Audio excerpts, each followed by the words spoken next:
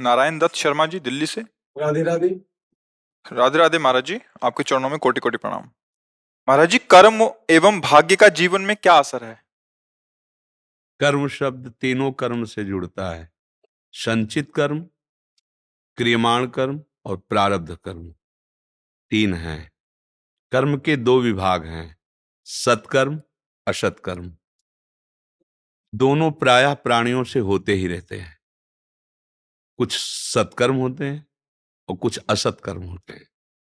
वही जन्म जन्मांतरों के कर्म जो इकट्ठा होते हैं उनको संचित कर्म कहते हैं।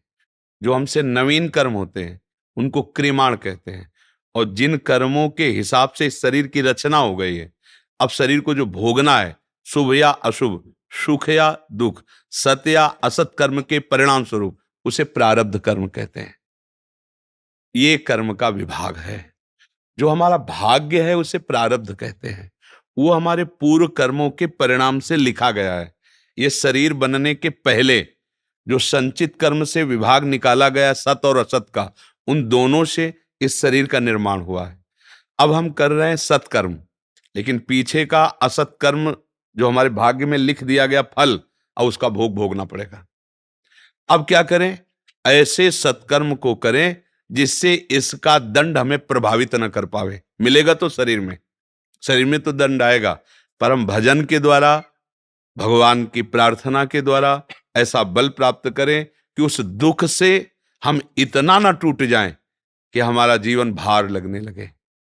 हम ऐसा भजन करें कि हमारा प्रारब्ध कर्म, संचित कर्म सब नष्ट हो जाए और हम भगवान को प्राप्त हो जाए। भाग्य कोई खास बात नहीं है मनुष्य जन्म में। भाग्य का मतलब पूर्व कर्मों का परिणाम। अब हम नए कर्म इतने जोर के करें कि वो परिणाम दब जाए तो बात बन जाएगी। समझ में आया जी? मानसी जी। राधे राधे। कुंज बिहारी श्री हरिदास, बाबा आपके चरणों में कोटि कोटि प्रणाम। महाराज जी, मैं बहुत ही नीच और अधम हूँ। मुझे अब पता लग गया है कि मेरा मन बहुत ही पापी है। जब मन अपने आप पाप अर्थात चाल चलता है तो मुझे बहुत ही पीड़ा होती है। ये मनुष्यों को ही क्या, भगवान को भी नहीं छोड़ता। महाराज जी, मैं क्या करूं? इनका भाव शायद ऐसा है कि उन पे भी दोष दर्शन कर लेता है, भगवान पे भी, मनुष्यों पे भी है। तो आपका प्रश्न का उद्देश्य क्या है? मतलब कि मेरे मन में बहुत पाप आते हैं। मैं सोच देखो, अगर आप साधन करना चाहते हो, परमार्थ की बात सुनना चाहते हो, तो हम आपको बतावें। और व्यवहार की बात है तो सबके मन की यही दशा है। कभी मन को थोड़े अच्छे कार्य अच्छे लगते हैं, कभी गंदे से गंदे कार्य में भी राजी हो जाता है। मन की जो तरंगे हैं ना, वो ऐसी हैं। कबहू मन रंग तुरंग चढ़े, कबहू मन सोच करे धन का, कबहू मन नारी प्यारी लगे, कबहू मन त्याग चले बन का। इसकी तो तरंगे चलती रहती हैं। और वो तरंगे कहीं और जगह से नहीं आई। हमने जो जो पकड़ाया इसे, वही वही इसमें भरा हुआ है। अब अगर हम परमार्थ में चलना चाहते हैं तो अब अगर हमारी बात समझ पाओ तो है, अगर आपको सत्संग का कुछ श्रवण से ज्ञान है, मन बुद्धि चित्त अहंकार ये करण हैं। अंतःकरण सुना है कभी शब्द ऐसे? कि हम बोलते चले जाएं ऊंची धरा की बात, तो आपको पकड़ में ना आवे तो फिर कैसे बात बनेगी? करण है अंतःकरण। करण माने होता है यंत्र, इनके द्वारा क्रिया की जाती है। मन बुद्धि चित्त अहंकार ये चारों माया के द्वारा रचित हैं। हमारा जो स्वरूप है वो माया रचित नहीं है। हम भगवान के दिव्य अंश हैं। पर हम इसमें इतना तन्मय हो गए कि देखो जैसे निकलता है ना मेरा मन, ये तो कहने की बात है। मैं ही मन बन गया हूं। इतना प्रेम मन से होने हो गया है कि वो जो कह रहा है वो मैं स्वीकार करता हूं कि मैं ही कर रहा हूं। बस इस बात से थोड़ा अलग उपासक हो जाए तो साधना प्रारंभ हो जाए। मन का दृष्टा बनना है, मन नहीं बनना। मन आप नहीं है, मन आपका एक करण है। जैसे हाथ आप नहीं है, हाथ आपके शरीर का एक अंग है, आप थोड़ी शरीर है। अब ये शायद ज्ञान की बात समझ में आ रही कि नहीं आ रही? हाँ, अगर देख लो समझ में आ रही हो। पवित्र अंतःकरण, अब चूंकि प्रश्न ऐसे होते हैं कि वो अध्यात्म की धरा में ही पहुंचाए जा सकते हैं, तो जब तक हम इस मन से अपनापन रखेंगे तब तक ये हमें परास्त करेगा। और जब हम प्रभु से अपनापन करेंगे और मन पर निरीक्षण करेंगे, गलत बात फेंक रहा है, हमें इसकी नहीं सुनना है। मान लो आप हमको गलत सुनाते रहो, हम नहीं सुनेंगे। बैठे हम, आप कह रहे हो गलत करो चल के, हम नहीं करेंगे। पर वो हम तभी मानेंगे जब आप अलग हो, हम अलग है। अगर हम आप एक हो गए तो आपकी बात हमारी बात, हमारी बात आपकी बात। हमसे गलती यही जन्म जन्मांतरों से हो रही कि हम और मन एक हो गए हैं, तदात्म। अब वो जो कहता है वही हम करते हैं, और जो हमने किया वही उसके पास है। ये कहीं बाहर से नहीं फेंक रहा, मन में जो भरा है वही तो है, और भरा वही है जो आपने भरा है। कोई बाहरी थोड़ी भर गया है, हम ही ने तो अपने मन को भरा है। गंदी बातें भरी तो गंदी बातें दिखाई दे रही। अभी अच्छी बातें भर लो तो अच्छी बातें मन फेंकने लगेगा। निराश नहीं होना, खूब नाम जप करो, सत्संग सुनो, शास्त्र स्वाध्याय करो। मन की जो गलत प्रेरणाएं हैं उसकी बात नहीं माननी है। वो इस समय नशे में है। जैसे शराबी आदमी गाली दे तो क्या कर, जो बुद्धिमान आदमी लड़ता थोड़ी, यार शराब पिए। ऐसे ही मोह मदिरा ज्ञान से युक्त मन है, आप कह रहे हैं कि वो भगवान पे भी दोष दर्शन कर लेगा, तो नशे में है। एक आदमी नशे में था, तो राजा की सवारी जा रही थी, बीच में घुस गया, कहा, "ए, हाथी बेचेगा?" राजा से। तो सब हंस दिए, बोले इसको थोड़ा पकड़ के ले जाओ, बंदी बना के रखो, इसे सुबह लाना। जब सुबह लाए, कहा, "क्यों रे, मेरा हाथी खरीदेगा?" बोले, "हाथी खरीदने वाला तो उतर गया साहब।" हाँ, तो ये ऐसे ही मन है ना, ये भगवान पे, गुरु पे, सब पर दोष दर्शन कर सकता है, क्योंकि नशे में है। इसका नशा उतारो, माया का नशा उतरेगा। राधा राधा राधा, खूब नाम, श्यामा प्यारी कुंज बिहारी, खूब रटो, अभी मन निर्मल होने लगेगा। निर्मल मन ही भगवान का स्वरूप है। जब मन निर्मल हो जाता है तो मन ही भगवान बन जाता है। इंद्रियाणाम मनश्चास्मि, भगवान कह रहे हैं इंद्रियों में मन मैं हूं। इसमें घबराने की जरूरत नहीं। घबरा इसलिए जाते हैं कि मन और अपने को एक मान लेते हैं। ये लगता है अब तो मन बुरा सोच रहा है, अब तो हमारी दुर्गति होगी, अब तो मैं बहुत नीच हूं। नहीं नहीं नहीं, आप बिल्कुल अलग हैं। वो एक अलग डिपार्टमेंट है, आप अलग हैं। आपका वो यंत्र है, आप उसे बहुत सावधानी पूर्वक प्रयोग कीजिए, ठीक हो जाएगा। आपने गलत प्रयोग किया, उसमें गलत भरा हुआ है, वो बार बार फेंक रहा है।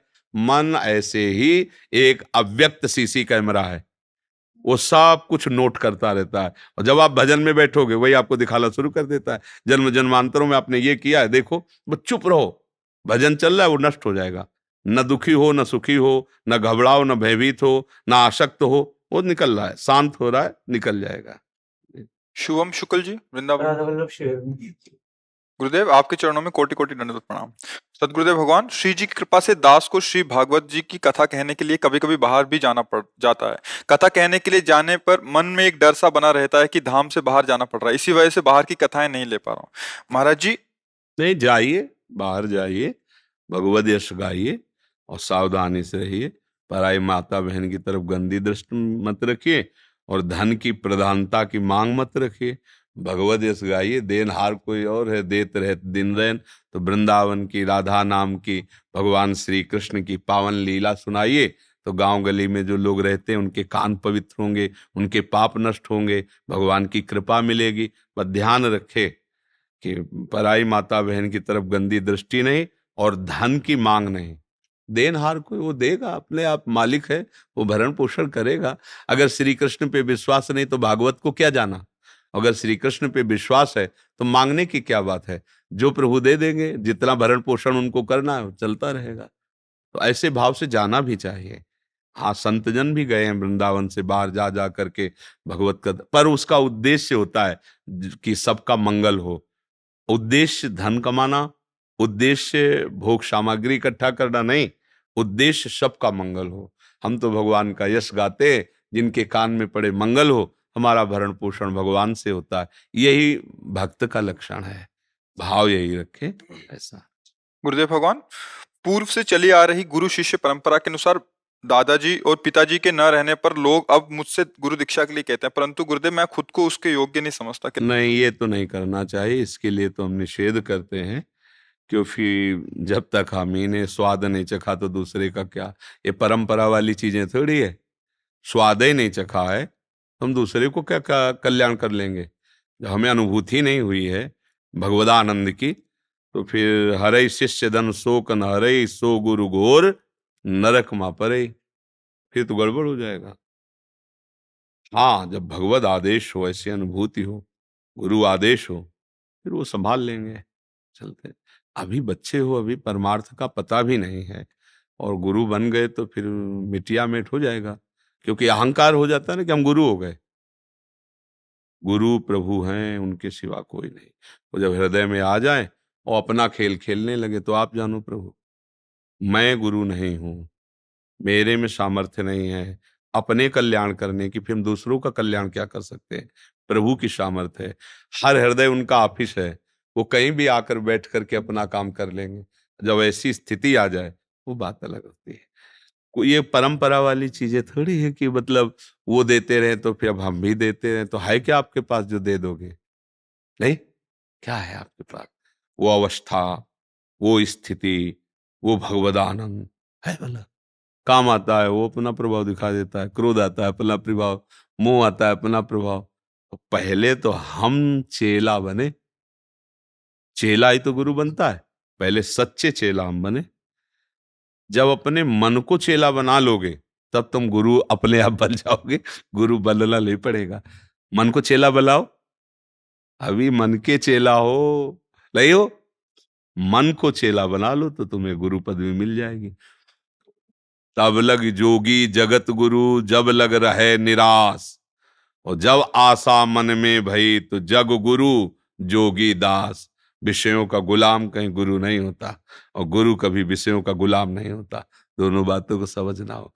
गुरु भगवान है, उन्हीं में तन्मय हो गए तो फिर अब आगे जो भगवान करावे, अपनी योग्यता नहीं है ऐसा भाव सदैव रखे, आगे भगवान खुद देखेंगे जैसा हो। ये परंपरा वाली बात नहीं है, नहीं। हाँ, ये स्थिति वाली बात है जी। निर्मला जी उत्तराखंड से। राधे राधे। राधे राधे महाराज जी, कोटि कोटि नमन। गुरुदेव, मैं पिछले 12 साल से सत्संग से जुड़ी हूँ जिसमें ध्यान करवाया जाता है और मुझे बचपन से ही वृंदावन आने और पाने को स्वप्न था। गुरुदेव, अभी बहुत तड़प है वृंदावन की। गुरुदेव, अपने गुरुदेव की बताई हुई पद्धति में मेरा मन नहीं रम रहा और उसमें निरस्ता सी हो रही है। महाराज जी, आज्ञा पालन भी नहीं कर पा रही, अपराध बोध हो रहा है, बहुत कष्ट हो रहा है। महाराज जी, मेरा मार्गदर्शन करें। मेरी देखो, दुविधा को इसमें भाव ये देखना होता है कि शुरुआत से हम जैसे भगवत मार्ग में चले तो हमारा मार्ग भी संन्यास मार्ग था। अब भगवान महादेव जी ने कृपा करके मुड़ते मुड़ते जब श्री जी के पास, तो यहाँ अपराध बोध की बात थोड़ी है। भगवान शिव ने कृपा करके सब हमको दिया है। तो हाँ, हमें ये समझना है कि हमारे गुरुदेव की कृपा मुझे वृंदावन की तरफ ले जा रही है। तो वृंदावन भी तो गुरुदेव का ही है।